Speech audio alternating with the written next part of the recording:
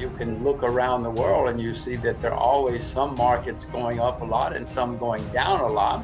And if you have somebody who is energetic and smart enough to find them, to find opportunities, sure, there are plenty of opportunities. You just have to find them.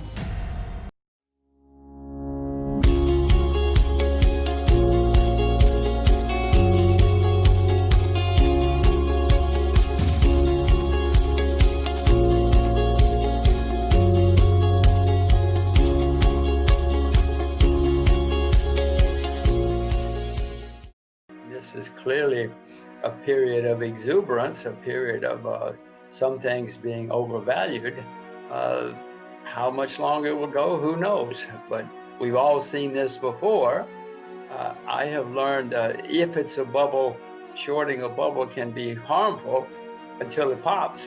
I am not short any of these stocks, but if I weren't so lazy, I might start looking for shorts, because there's certainly some very great overvaluations. You know, some of these stocks never go down. They go up every day. That's not normal.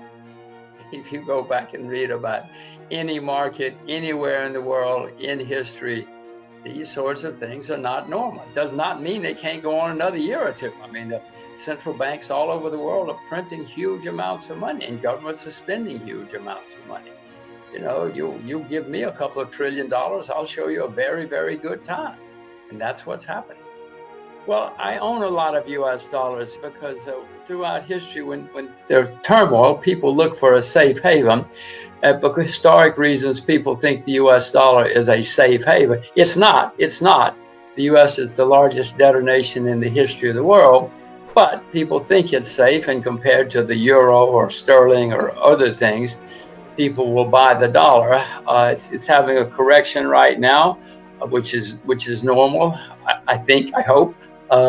So I suspect that when the crisis gets bad again in a year or two, the US dollar will be very strong. It will probably get overpriced, might turn into a bubble. I hope I'm smart enough to sell if it does. As I said before, I've seen bubbles before. And so, yes, I can see bubbles developing, not just in the US, but in other places as well, and in certain industries. Again, they always look the same. Everybody cannot get enough of whatever the group is, whatever the stocks are. So yes, that has happened before. There has never been a time that I know of in world history where there's been so much leverage in the system. You know, in 2008, we had a problem because of too much debt. But Jimmy, since then, the debt has skyrocketed everywhere. Everywhere, debt has skyrocketed. So I have never read about a period in world history when there was such staggering amounts of debt at every level. So history repeats itself, or at least it rhymes. But you know, I don't remember ever seeing such huge amounts of debt worldwide. Bubbles I've seen, this amount of debt has never existed before. It's absurd. Anybody who knows history knows that trade wars, trade tensions have never worked. I mean, history is pretty clear about that. Unfortunately, the people in Washington don't seem to understand history, or they think they're smarter than history. Let's put it that way. Even if they know history, they think that they're smarter than history and that they can win trade wars. History is very, very clear. Trade wars have never been good for anybody, but history is also clear that when things start going wrong, politicians always blame foreigners.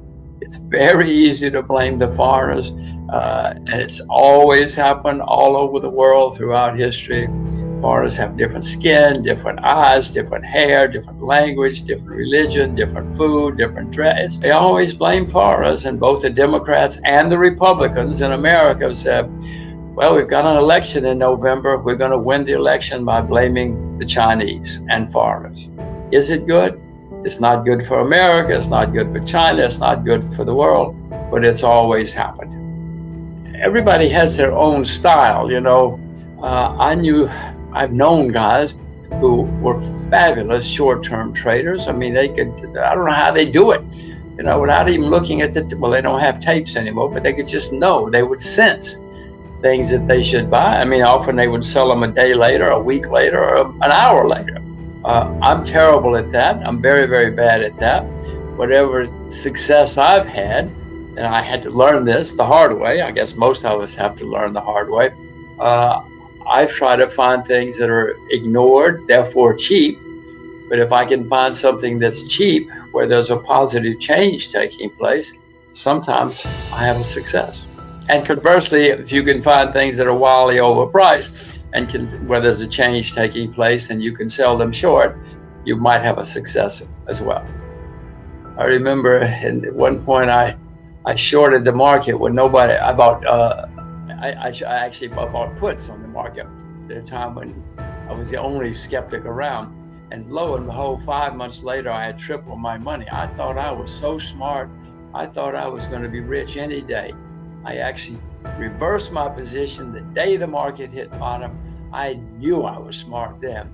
Well, 2 months later, I started selling short, and 2 months after that, I was wiped out, lost everything. There was a lot I didn't know about the world, a lot I didn't know about markets, a lot I didn't know about myself. Don't listen to the TV, don't listen to me, don't listen to the internet. Just stay with what you know. Everybody knows a lot about something, whether it's fashion or cars or something. So stay with what you know.